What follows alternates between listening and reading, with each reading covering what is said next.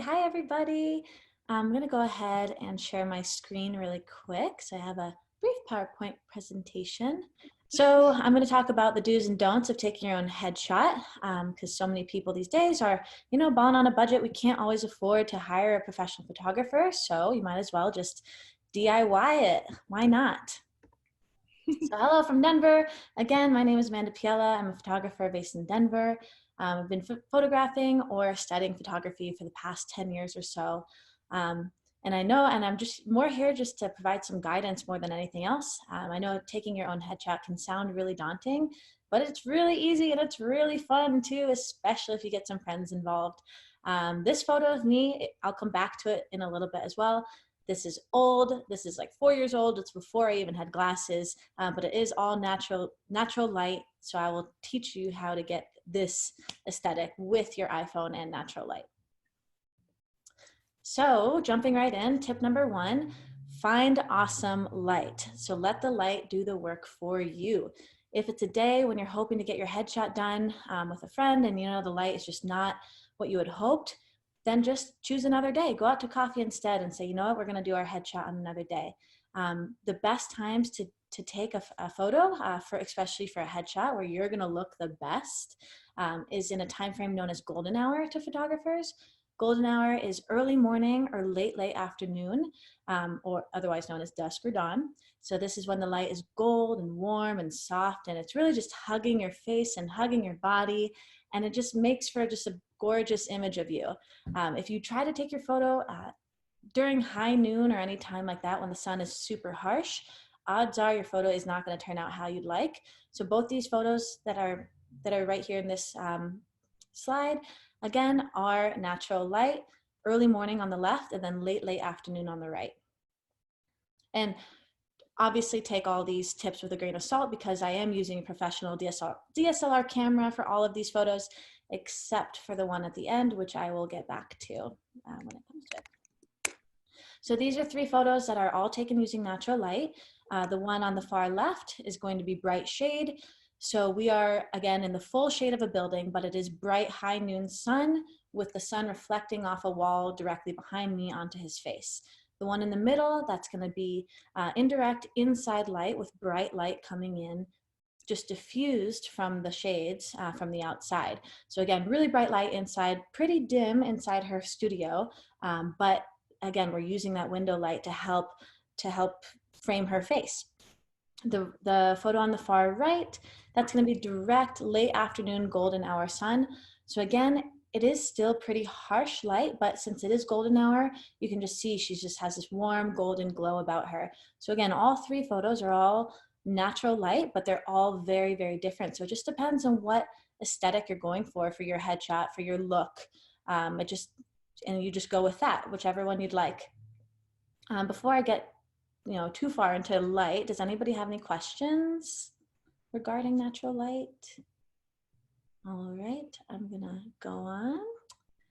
Tip 1.5, I'm including this tip in tip number 1 because if you can't find natural light and you just gotta get your photo done, use a reflector to create your own good light. So again, you don't have to use that crazy, photo equipment that woman has. You can use anything that's bright, white, reflective in nature. So that's a bright wall in your apartment. That's a white piece of paper. That's a white cloth. I always like to use a piece of foam core. Can I use a cookie sheet? Absolutely. It's nice and reflective. Cookie sheet is great, although I wouldn't go any more reflective than that. So if you are leaning more towards something bright and metallic, never go any more reflective than that, like a mirror. Like that's way too reflective. That'll just do straight light onto your face instead of that bounced, gorgeous, nice, soft light.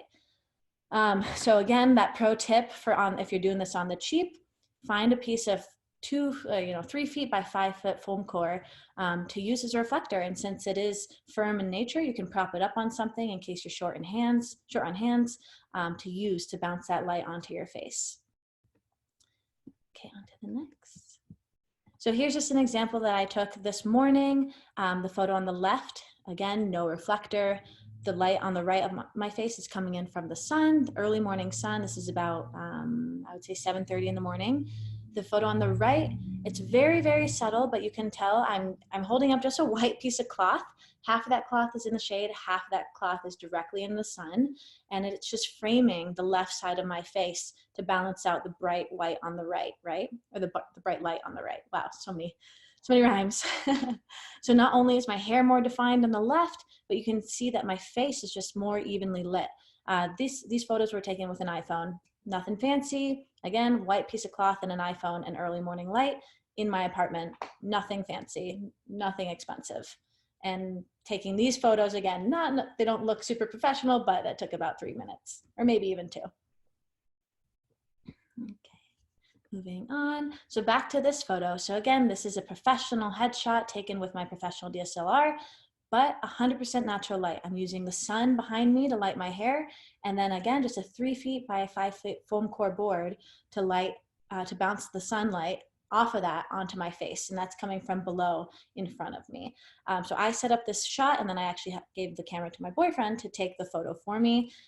I need to get this done again because again, this is very old. I need to get a new shot. Headshots are extremely important, especially when marketing yourself, for teachers, instructors, counselors, anybody that you want to promote yourself and you're selling your service. You want to make sure people see what you look like and see that you are a friendly and approachable person.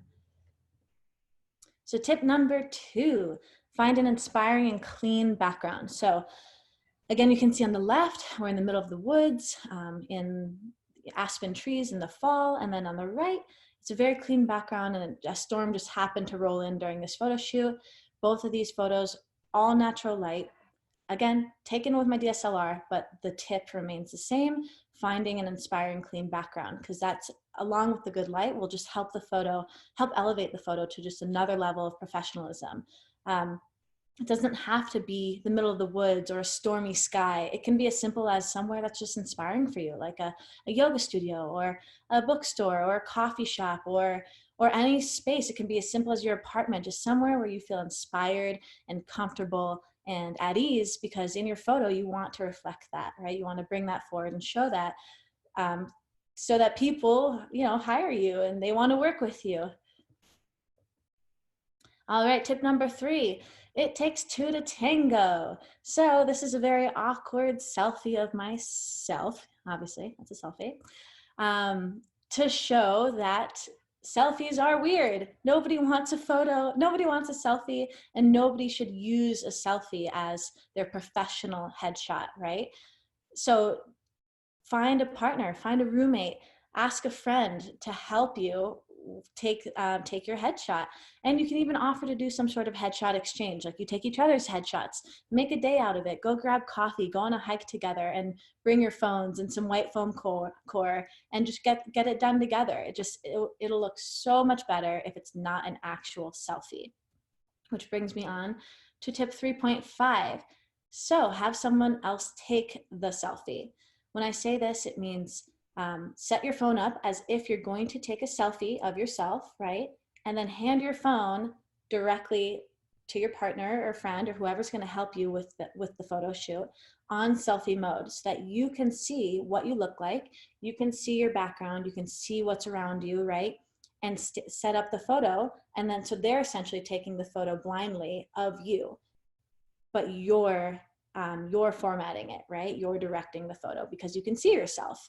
So this is a really good way to take a really good photo of yourself, especially if you're not working with a professional photographer who could direct the photo, right? Does anybody have any questions on what exactly that means? I know that's kind of like a confusing concept as I explained it. Okay, cool. The most important tip of all is have fun with it. If you're not having fun with it, if you feel uncomfortable, if you feel awkward, it will show in the image and it will make the image uncomfortable and awkward. It's just a fact. I have worked with so many people now that if they're not comfortable, it always comes through in the photo. So part of my job as a photographer as well is to make that person feel comfortable. And if you're just taking your own headshots with your friends and your iPhones and you're on a hike and it's a beautiful day, or you're just in your apartment, where you are comfortable, it will show in the image, and the image will just be elevated to another level of professionalism.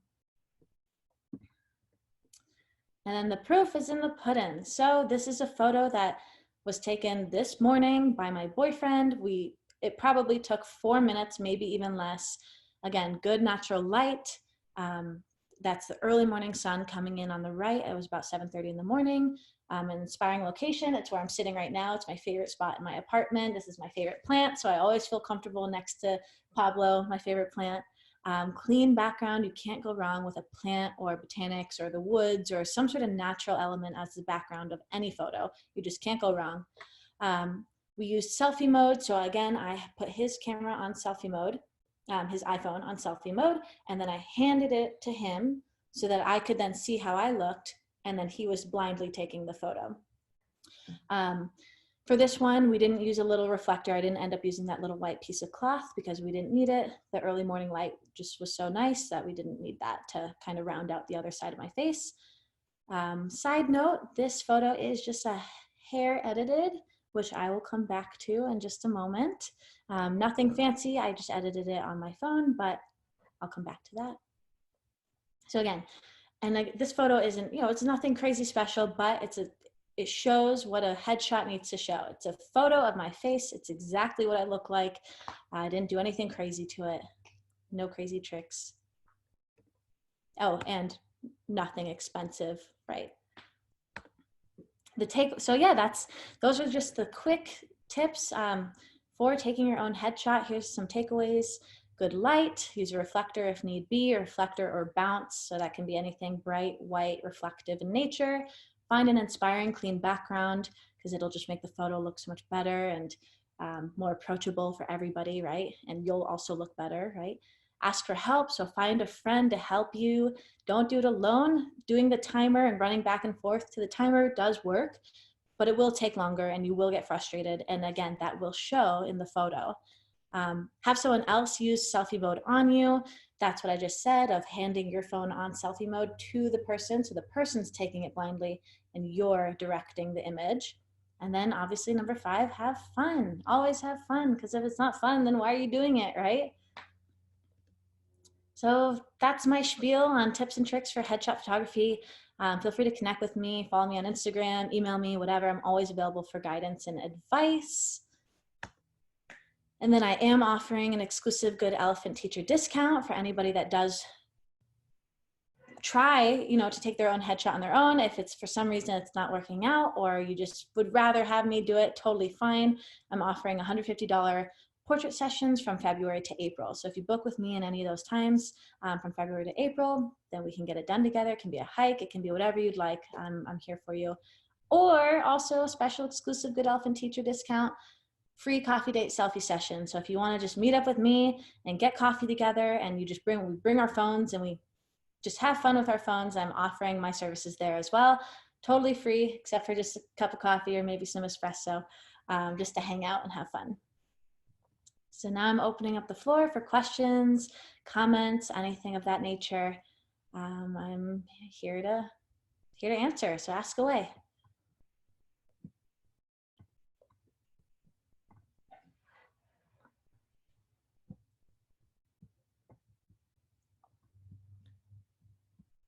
And I will stop screen sharing. What should I wear for a yoga teacher headshot? Great question. Whatever makes you feel most comfortable. I have shot so many teachers in yogi outfits, which is awesome, because that's what people will recognize you wearing, right? They're going to come to your class and see you in the outfit, right? And it depends. For my headshot sessions, I do always recommend that you do bring a professional outfit as well. But for yoga instructors, that is their profession. So that is their professional outfit. But if you want something, when I say professional, more formal, like a button-up shirt, like a collar, jacket, whatever that is, always just bring it, because you can throw it on top and then boom, we knock our professional headshot out of the way as well.